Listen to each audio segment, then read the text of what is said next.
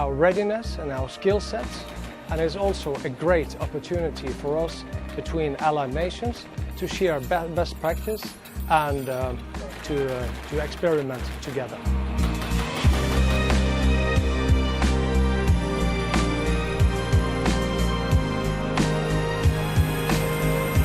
NATO is exercising off the coast of Iceland to demonstrate to the Icelandic population that NATO is here, and that this is a part of our collective defense obligations.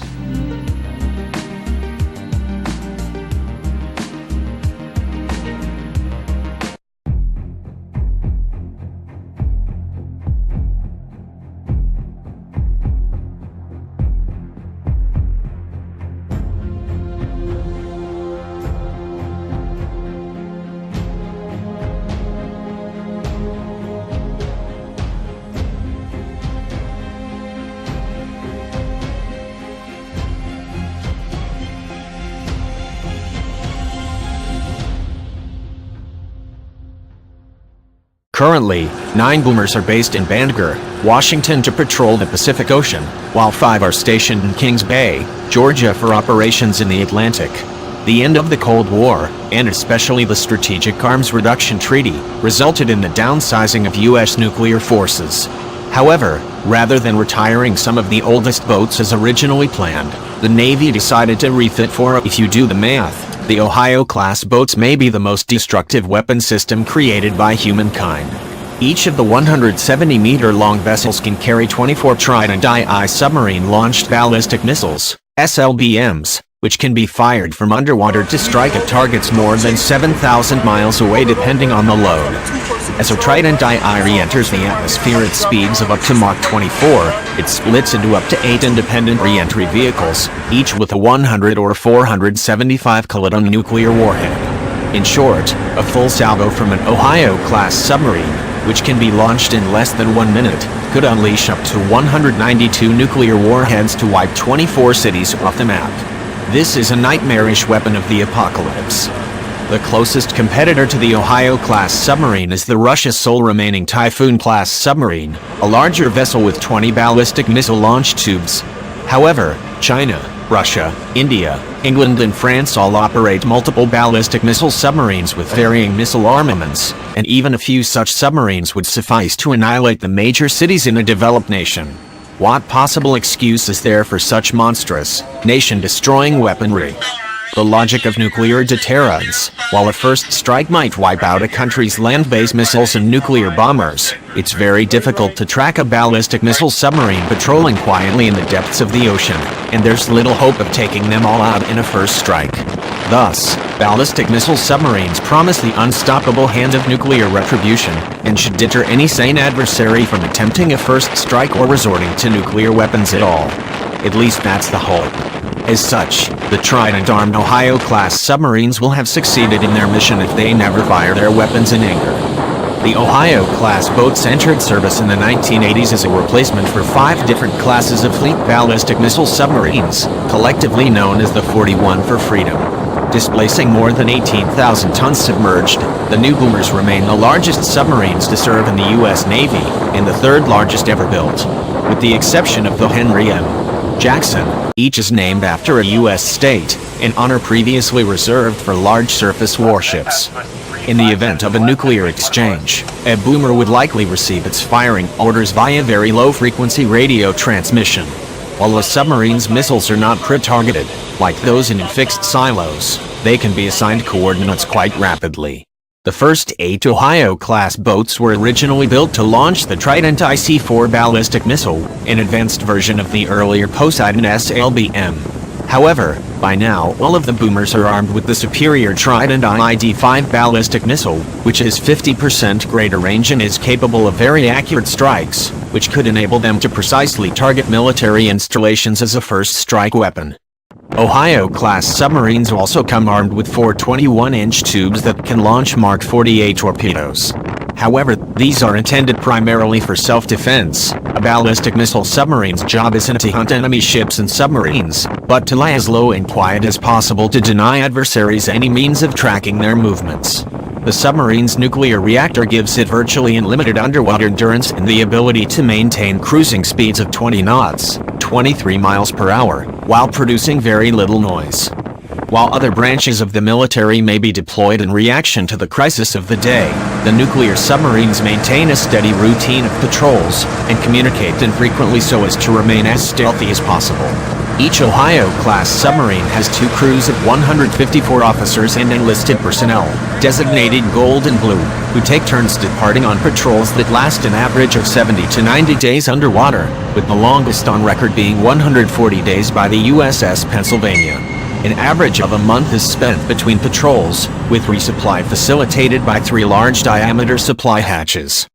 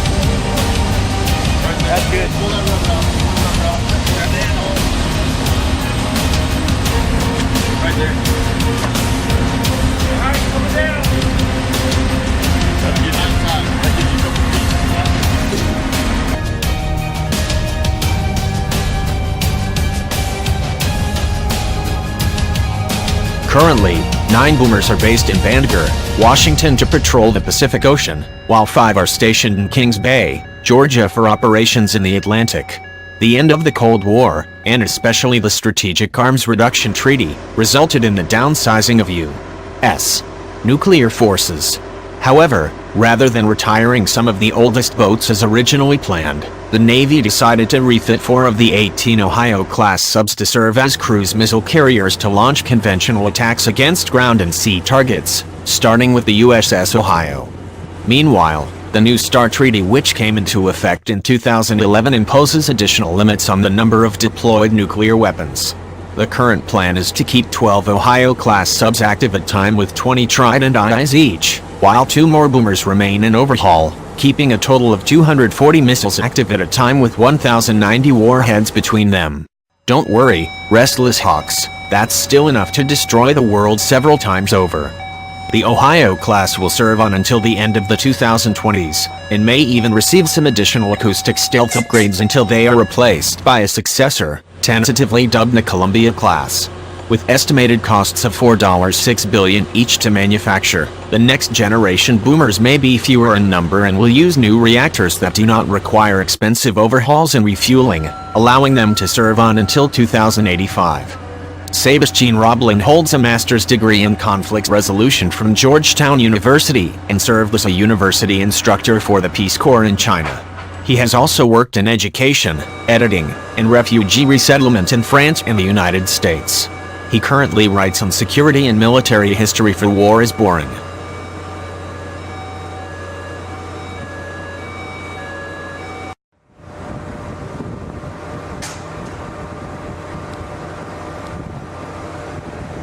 General Dynamics Storage Electric Boat Division is set to deliver its detailed design proposal for the new Ohio Replacement Program, ORP, ballistic missile submarine to the U.S. Navy this Friday.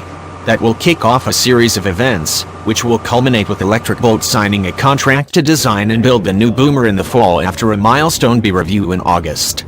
That's assuming the Congress manages to pass the fiscal year, FY 2017 budget. With construction of the new ballistic missile submarine set to begin in fiscal year 2021, the goal is to deliver the first boat in time to conduct its first deterrence patrol in October 2030. Unlike with the Virginia-class attack submarine, Electric Boat will be the sole prime contractor and will be responsible for delivering all 12 ARP boats to the Navy.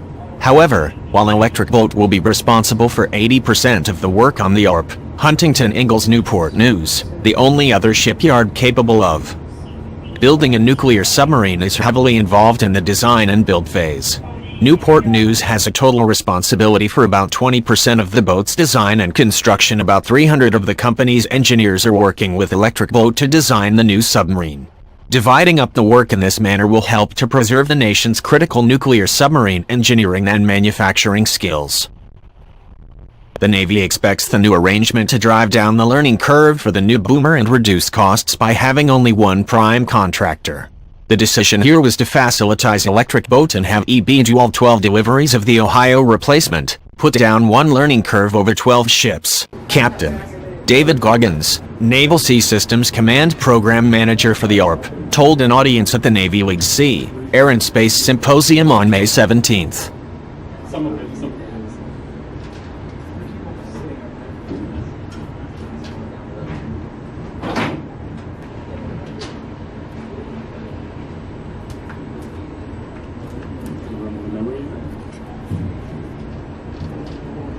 Sir.